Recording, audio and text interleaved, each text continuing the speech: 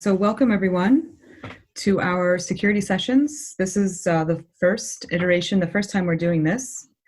As mentioned, this is the second one today. Our inspiration for this was in a lot of times when we're speaking with potential clients, we find that there's a lot of frequently asked questions and a lot that people want to know about security. And sometimes, we gather that some projects may be hesitant to initiate a full initial call, and it would be a good practice to just provide some information up front. And if and when, the time comes, we could potentially work together. So that's the inspiration for this event. And I will introduce our speakers. We have Liz Steiniger, who is our CEO and Managing Director, Hind Korhan, who is our Senior Program Manager of Security Consulting. And this is the agenda. This is what we're going to go through. We'll discuss who we are, why security matters, some security risk management, common vulnerabilities, security consulting, how to prepare for an audit, and what an actual engagement looks like. And then I will pass it on to Liz to introduce us. Hi, yeah, so we're a leased authority, and we believe that people have a right to privacy. We think that privacy is enabled through security, and so we work on a couple different directions to further this goal. We do that through helping other teams, whether it be a product or a project, build more usable and secure technology of their own. And then we also work on doing software development of our own to help build more secure software out in the world too. So yeah, these are the things that are important to us. We think that security just generally matters and that we want to make it accessible and understandable. And so that's part of the reason too why we do this security consulting, to just talk to people and help make security something that everyone can put into their project and that people who get to use the projects get to benefit from too.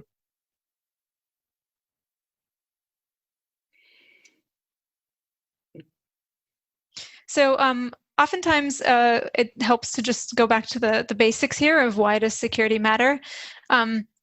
We all generally know that security is something that is important, but I think that when you are thinking about how to make your system more secure, it's also useful to think about why security matters. And so coming back onto this, that we rely on data to make our decisions in the world, and that the basic idea that information is power. Sometimes this comes through sayings like data is the new oil or data is the new gold. And that's where, saying that data holds value, that if you have certain information that you can make more informed decisions, you can act on that information. And then the other side of it is data is the new toxic waste, where, yeah, data also is something that can cause you risk and cause you issues. And things like GDPR help kind of further push this, that holding things like personal data about people can be something that can cause you risk, because other people, outside entities, might be interested in hacking and things like that. That makes it difficult for you.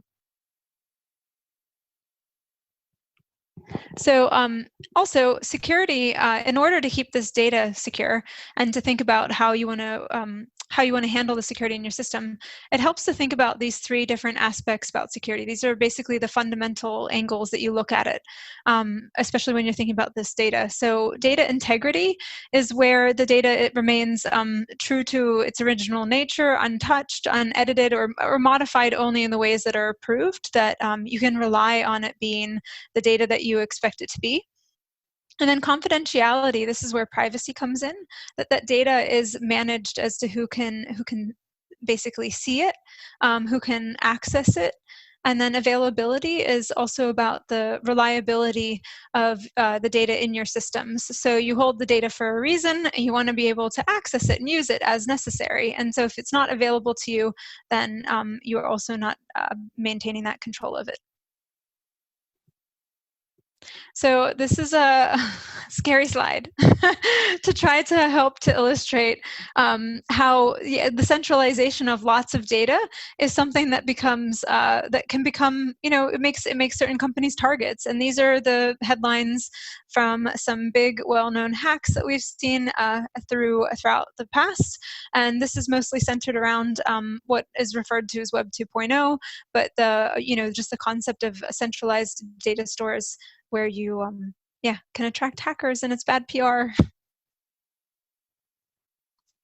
So often in the movement away from the centralization of data and the centralization of systems, we work towards decentralization. And this is what is often referred to as Web3. That might not be a term that you're familiar with. It's okay. There's all kinds of buzzwords and ways that we describe it.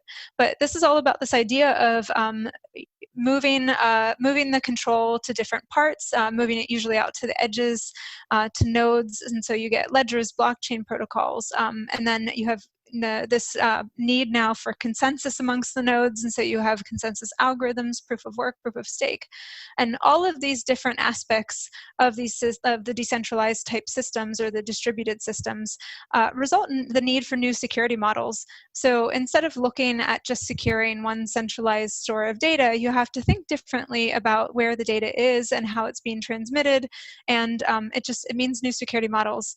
Some aspects of distributed systems have been around for a while, and so we have a lot of experience in historical systems that we can look at and to like, how to have those models to handle that security. But then also at the same time, we're doing new things with these distributed systems. We're building new tools on top, we're doing new things with smart contracts, and this definitely creates new challenges for security models too, that take a lot of work from the industry to just kind of explore collectively. So so security is something that is not 100% guaranteed. Sometimes it helps to think about security in other ways in the world that maybe are easier to relate to. Like, for example, your home and how you keep your home secure. And you know that maybe you don't take every single security measure that's possible to secure your home, but still you do enough and you feel hopefully safe in your home. And so that so then it comes down to, since you can't guarantee security, that security is about risk management. So you have to figure out how much is enough. And some of the ways that we assess these risks is to look at the probability, so the likeliness of something to happen, of a breach or of a vulnerability. What kind of impact would occur as a result of that vulnerability, of that risk that you're looking at? And then what kind of responsibility is kind of where the responsibility lies and where the impact would be if something was to happen. And so that presents you with, then once you understand those aspects of the risks that you're trying to manage, you can decide whether or not you accept that risk, that, hey, it's okay. Maybe I don't have cameras outside my front door monitoring things, and that's okay. Or maybe you say that you want to transfer that. I'm going to stop with that analogy, but yeah, that there's these different options where you can accept, transfer, avoid, or reduce. And so you can transfer that risk to another party. You could also avoid the risk altogether by modifying how your system works, or you could reduce that risk by taking certain mitigation strategies. So threat modeling is something that we do to help us better understand these risks and how they particularly apply to your system. So the important questions to ask yourself ask your team when you're looking at your system is, what is it that you have that someone else might want? And this comes oftentimes back to the data, and what might they want to do with it? What can they gain from either accessing that information or modifying that information, that data? And then once you kind of understand what their interest in that data is and what lengths they might wait, then you have to also evaluate what lengths would they be willing to go to get access to this data, or to modify it, or to interrupt it.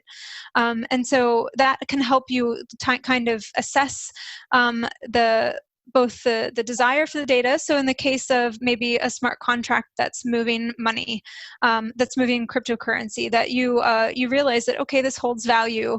So how much is it moving? How much could they stand to gain? And that would also be able to, then you can compare it to how much would they be potentially willing to do in order to get that. And so, of course, if you have a contract that is managing a lot more money, then they'd probably be willing to go to greater lengths to try to get access to it or to change it. And then you have to also reflect on what are you willing to do to prevent this.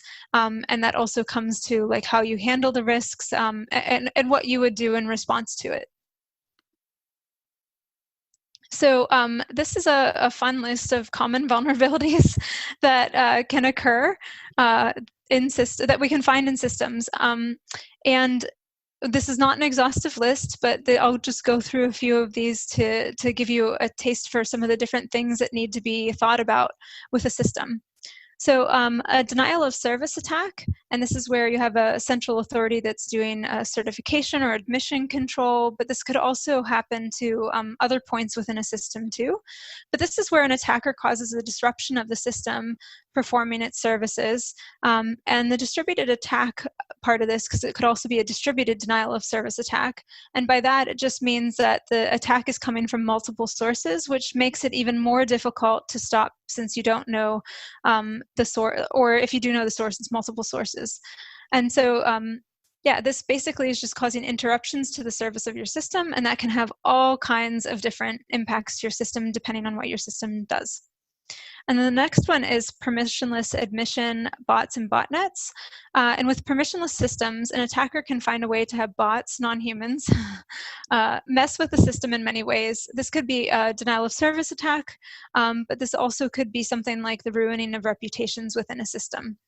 And this is a common attack vector for any open admission system, but it can also be an issue for even closed systems too, or permission systems, depending on how the permission is for admission is actually granted within the system.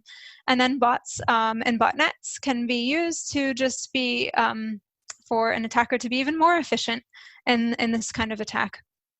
And so then Sybil attacks is another type, and this is when an attacker subverts the reputation system of a network service by creating a large number of synonymous identities and then uses them to gain a disproportionately large influence. And this is particular to reputation-based systems, but can also be used in systems that have nodes and P2P communications. So anywhere, like for example, with a P2P communication system, you might have where they have they build a reputation of each node to know whether or not to accept messages from a node or to trust it. And so, yeah, you can have these types of attacks in those systems too, and other types too. Byzantine faults, and this is where the failure of a node in a distributed system causes the failure of the entire system, or enough disruption in the system.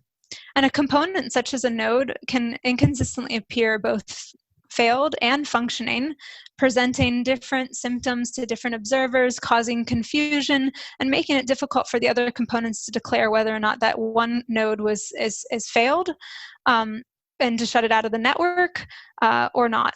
And so this often causes issues with the ability for a system to reach consensus and know how to proceed, whether it be consensus on if that node is okay, or a consensus in another form too. And so tolerance, you oftentimes hear about BFT, which is Byzantine fault tolerance. And tolerance is how a system manages these failures or suspected failures and recovers from them in order to continue operating. And any distributed system that doesn't rely on a central authority where consensus of the nodes in the system of any sort is necessary is prone to these kinds of attacks, and also needs to be tolerant to prevent these faults. Another interesting one is man-in-the-middle attacks.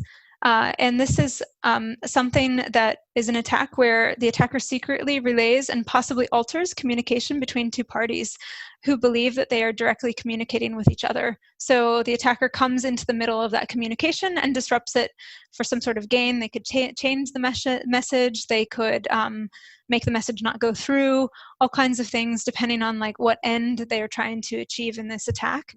And it's a common attack for many, many types of systems where you have communication of any kind between two nodes. So you can imagine that this can happen on all kinds of different levels within one system too. And then another one is race conditions and front running. And this is when a system depends on sequencing. The attacker can find a way to race to the front of the sequence for an advantage in position, or disrupt others within that sequence that are trying to get there. And this can be used for this can be used for attacks for everything from messaging order to maybe even cryptocurrency trades in a decentralized exchange system or something. And so this is also another one that, because sequencing is often used in systems and also in places that we might not even realize. And another one that is more particular to smart contracts is re-entrancy attacks. And this is when a smart contract makes an external call and it is taken over, so that external call is interrupted before the function completes in the contract. And this is something that's a very, very, very big issue with smart contracts, and that is, you'll hear it talked about often. And then the last one is a very, very large kind of term, and there's many different ways to refer to these types of attacks, and there's many different ways to go about it, but it's another angle to think about when you're thinking about common vulnerabilities is voting and gaming attacks, anything that has to do with incentives within a system. And this is where an attacker can find ways to incentivize other nodes to act a certain way or to corrupt the existing incentive mechanisms within your system, or mechanisms could encourage even intended mechanisms could inadvertently encourage unwanted behavior. So this is another aspect of security that needs to be considered, and all systems that incentivize any behavior will be vulnerable to a variety of attacks in this area. So yeah, how do you help some of these vulnerabilities, that long list? Well, it's about having good security practices. So security by design is something that we try to encourage. It's just thinking about security as a basic thing from the start in every aspect of what you build. And also there's this thing called the principle of least authority or least privilege. This is where we get our name from. And it is this idea that you only give enough authority for each component in the system for it to perform its intended function, and not extra or excess authority. And then transparency at certain points can be really useful. And this is where things like open source code can help as a good security practice. Although it's not required to have a secure system, it does encourage a different type of security within a community. And also having no single points of failure, or SPOF, as they say. It's fun to say. And no single points of failure means that if there is if there's one point in your system that can be stopped, then it could, make everything fail within the system. And so you don't want to have that. You want to be able to recover from failures in a graceful way. And then building just quality software, which I think Hind will talk a little bit more later about, but just doing the best you can will help you be more secure. And then research and stay aware of new threats. So just being attentive to what's going on in the industry, and talking to other projects and other products, and seeing just how things are going can help you look out for new vulnerabilities, and just even think about the potential vulnerabilities to your system. And of course, perform internal reviews can help. So, have somebody on your team come from a security mindset. They can just, read about some vulnerabilities even, or they could be more experienced in this, and just do internal reviews to look for issues. And then, of course, you can hire external independent reviewers. And this is the kind of work that we do with our security audits, where we're the independent reviewer for our projects. And you can also incentivize your community to participate in the security of your product. So this is where maybe bug bounty programs or white hat programs, where you encourage like ethical disclosure of the potential vulnerabilities as opposed to them hacking.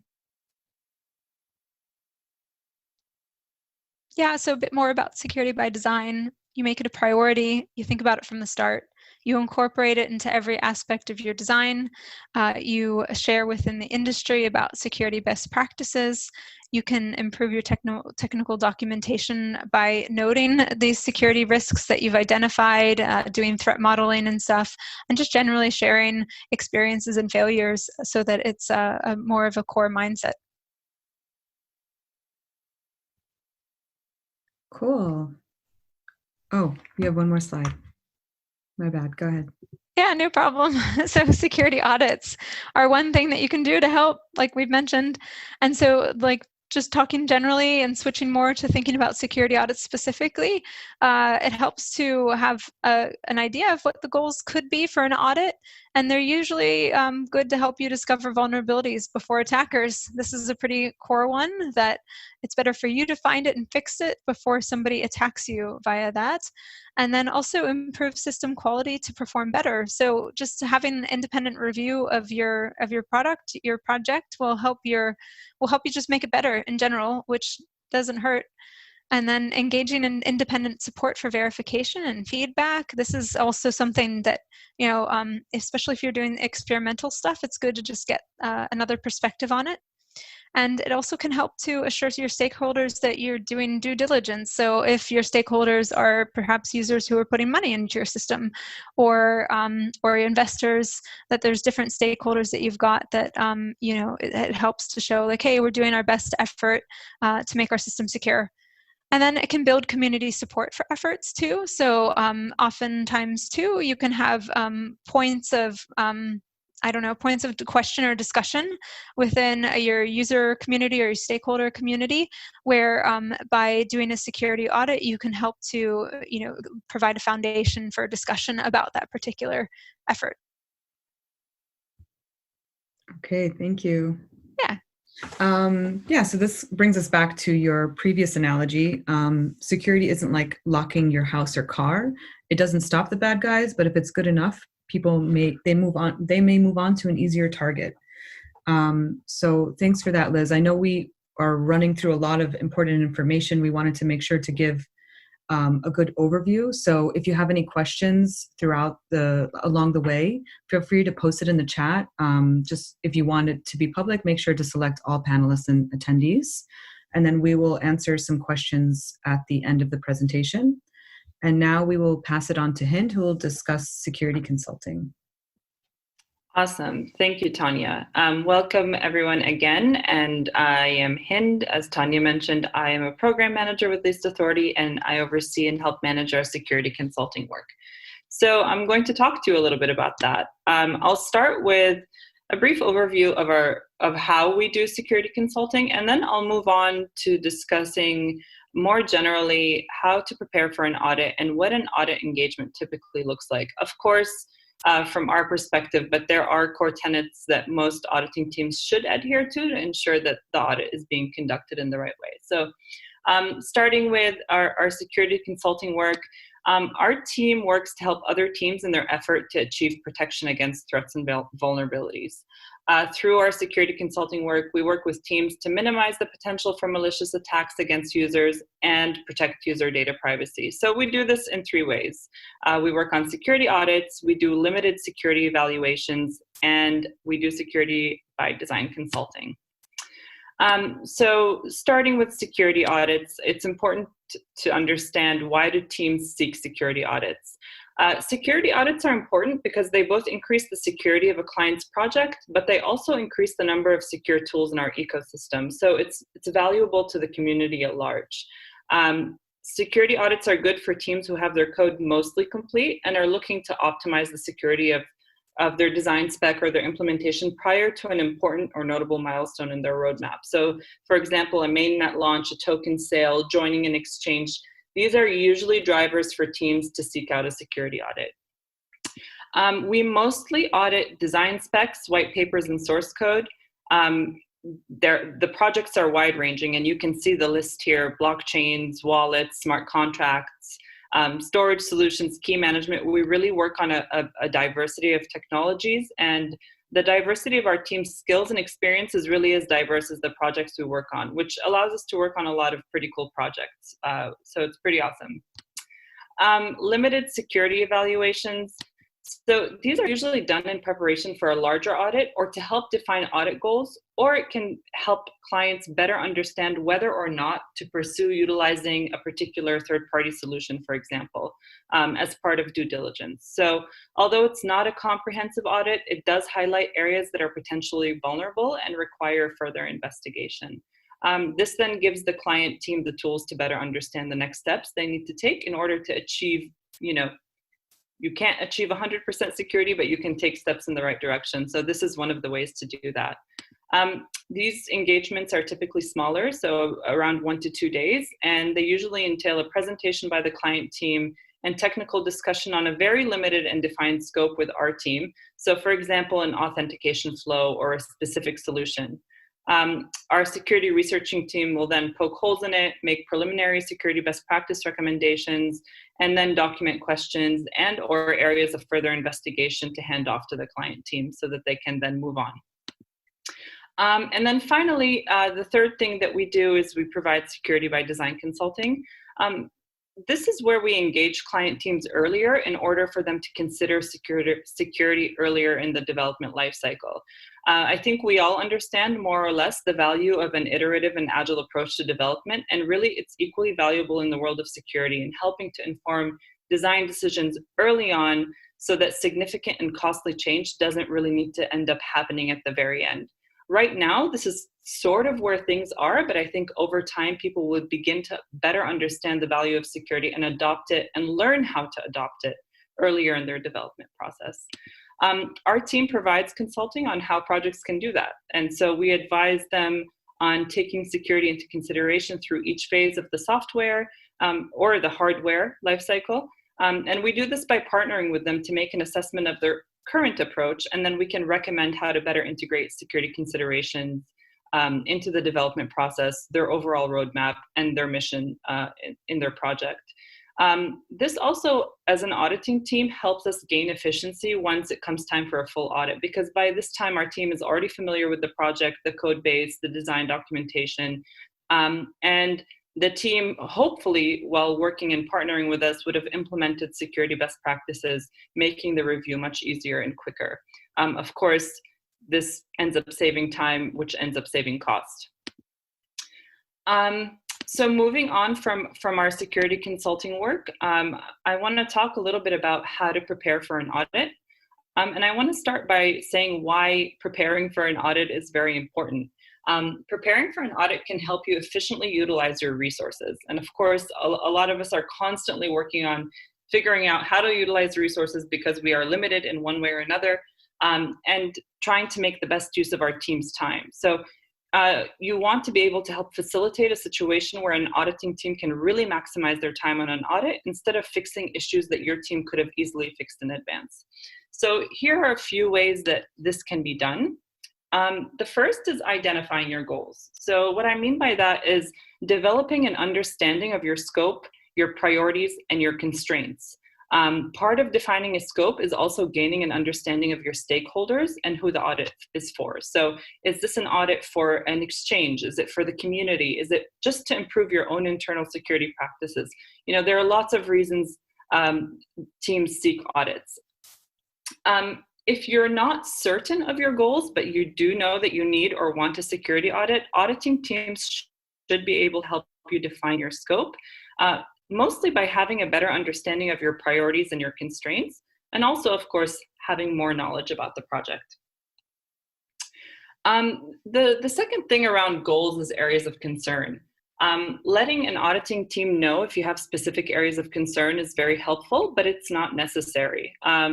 You know, our team takes a broad and comprehensive approach to security reviews. So even if a team does have specific areas of concern, we don't limit ourselves to that. But since, you know, a development team is the most familiar with their code, knowing what worries them or what concerns them helps auditors. You know, whether it's denial of service attacks, race conditions, gaming of smart contracts, whatever those concerns may be, it helps auditing teams eliminate a number of unknowns. If you don't have a specific set of concerns, that's okay too. Part of an auditing team's job should be to help educate and raise awareness on what you should be generally concerned about and aware of. And this is where security best practice suggestions come in. And I'll touch on that a little bit later when we talk about our audit reports. The next step that can be taken to prepare for an audit is to plan ahead if you can. We understand that that's not always possible in this particular industry. We're always in a mad dash towards something.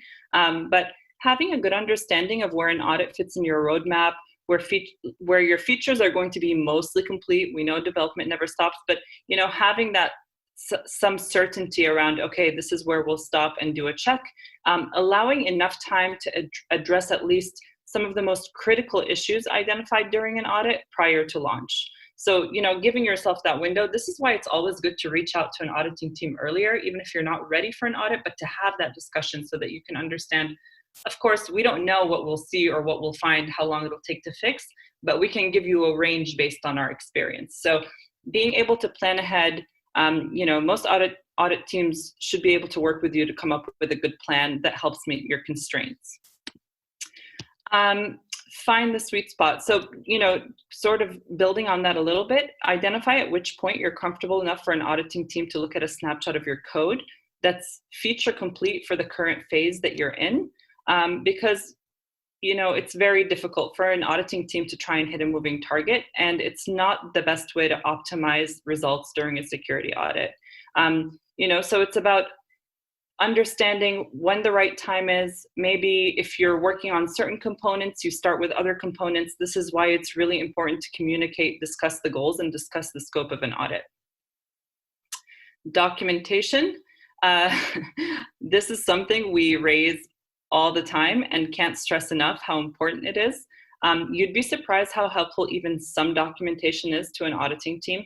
Ideally, work that creation of design documentation into your overall roadmap rather than trying to rush it at the very end.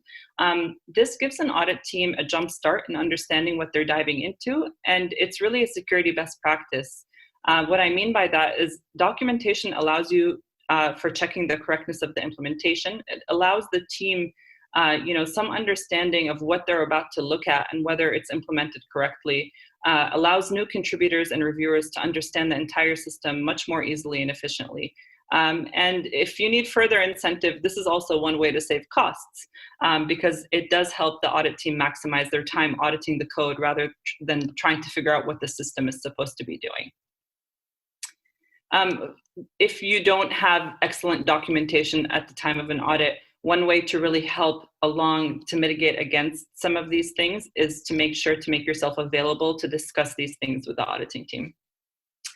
And then finally, small steps go a long way. You see here the list in front of you, but I'll read it because these things are important. It's also important to know that this list is not exhaustive. Clean up your code, fix known issues, write unit tests, code comments, keep up with the latest version of your dependencies, look into whether they've been audited, if they've been attacked, open source your code if you can, get involved with the community. There's really a host of ways to prepare for an audit that save cost, but more importantly, I would say keep your code more secure if practiced and maintained regularly. So those are some of the things that you can do to prepare for an audit. And now I'll talk a little bit about what an audit engagement looks like, again, from our perspective, but I think there are some general things all auditing teams follow.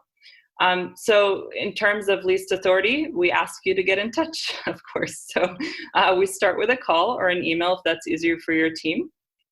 To learn more about your project, we ask lots of questions about the tech, but also we want to learn about your priorities and your constraints. And we want to share with you a bit more about our process and answer your questions and determine whether or not we're the right fit for your needs. And sometimes we're not. And if we can, we'll make a recommendation for another team that may be able to help. And from there, we decide on next steps, like whether you're ready for a proposal or if you just want to start a shorter consulting engagement to help prepare for an audit several months in advance, or if you're doing some budget planning for 6 to 12 months down the line and you want a rough idea of how much a future audit of, what's the cost of a wallet audit? Of course, there is no simple answer, but we can talk through that with you to get a better understanding, to give you some rough ideas and estimates. Help you define your goals if needed. Lots of teams are very clear on their goals and lots of teams are not, and both those things are absolutely okay. If you need help defining your goals, audit teams should be able to help you by having a discussion about your project, talk through your priorities.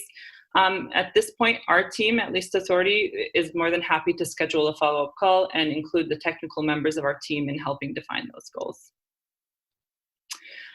So the proposal process, I would say the vast majority of our calls, that's where we come out of the call is we'd like to see a proposal, we'd like this scoped out, we'd like an estimate, we want to know how much it costs. So in order to do that, we need to have gathered a good understanding of your goals, and we would have asked to see your code if it's not already open source.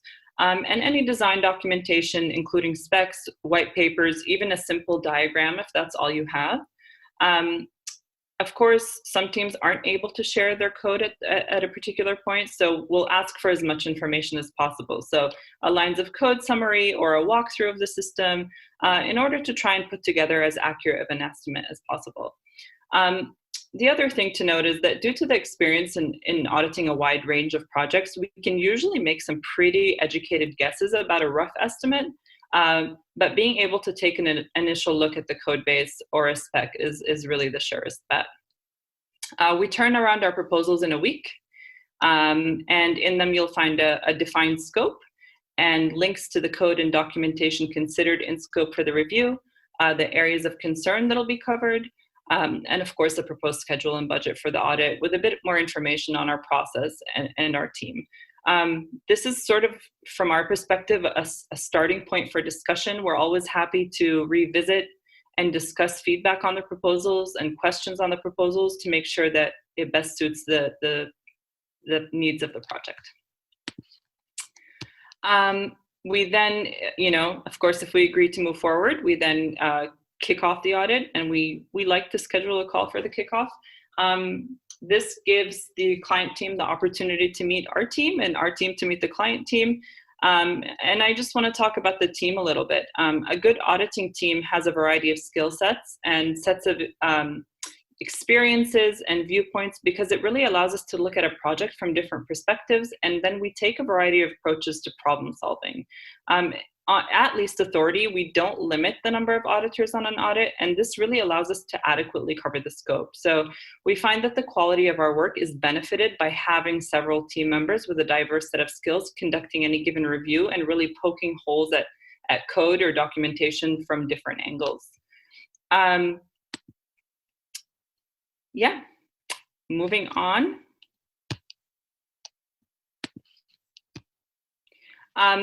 So once I guess usually during the kickoff, we like to establish channels of communication. Our team is very flexible. Of course, we have our preferences and we have our opinions about software. I mean, that's what we do. But we're flexible. So we're happy to sort of get on board with what's easiest for the client team, because we really value that communication. It's important. It helps optimize the audit. And so whether it be Slack or GitHub or Telegram or Discord, we're happy to do it. Communication is important. First of all, it facilitates a transparent process. It allows our client team to have visibility into what's being done. So for example, if we have a shared GitHub team where we can document leads, questions, issues, non-issues, the client team is watching this and they can chime in and they can see what we're looking at, and it's a transparent process. The second reason it's important is it allows us to give the client team an early heads up for issues we found, providing a head start in fixing them, rather than waiting until we deliver the initial audit report. We understand and appreciate that everyone is often running a tight schedule to launch, and by us letting you know, you can go ahead and get started working on that rather than waiting until the 11th hour. So once we've finished up our initial investigation and analysis, we deliver an initial audit report. And our audit reports, you can see examples of those on our site. They include general feedback on code quality in addition to specific issues and best practice suggestions. Our reports include the specific technical details for each issue and also provide strategies to mitigate and or remediate each issue to help guide the development team in implementing the optimal solution. We also then provide best practice suggestions, and these aren't, I alluded to these earlier, these aren't particularly security issues, but they are definitely recommendations that help reinforce the optimal processes, practices, methodologies that help protect against potential vulnerabilities in the future and optimize a good, clean code base. So once the development team, we deliver the initial audit report, the development team, the client team takes the time they need to address what we've outlined in the initial report. And once the development team has taken the time to fix the issues or provide a response for issues they've chosen not to fix, or the fix is part of a longer term strategy, we then take the time to go back and assess the specific areas of the code or the spec in the event that it's a spec review to make sure that the issue has been addressed based on the agreed upon mitigation and or remediation strategy. We then take the time to clearly document the response and the strategy in the report for the areas where the client team may have not chosen to address an issue, because as Liz mentioned earlier, it's ultimately about risk and what risk are you willing to take for what reason and what your priorities are. And sometimes there's a priority that outweighs the risk, and that's ultimately up to the client team. Our responsibility is to let the client team to know what the impact is, what the potential is, and what the risk is. Publishing your report. We are really big proponents of publishing audit reports, and we're also big proponents of open source software because it really helps the community have more access to more secure software, and it reinforces transparency. Of course, the final audit report is something that we deliver to our client teams, and they own that. And if they choose not to publish that, we completely understand. Ultimately it depends which stakeholders you're sharing it with, whether you're sharing it with users, whether it's for the community. But it's something to consider because it does reinforce that you've taken the steps towards making your project as secure as possible. And finally, follow-up audits. We completely understand that audits are timely, audits are costly. Of course, subsequent audits, unless you've made significant changes to your code base, are usually requiring less resources, but it's important that securing your code doesn't stop at a single security audit. In addition to maintaining the security of your code by following development best practices, we do recommend follow-up reviews, particularly at major milestones, including the introduction of new features or major updates or major system upgrades. So this is something that's always important to keep in mind. And that's all I have today. So I'm going to hand it over to Tanya. Thank you. Thank you, Hind. As you can see, that was quite a bit of information, but like I said before, we want to run through everything, and we're going in with the understanding that people joining this call might want a large overview of what it looks like.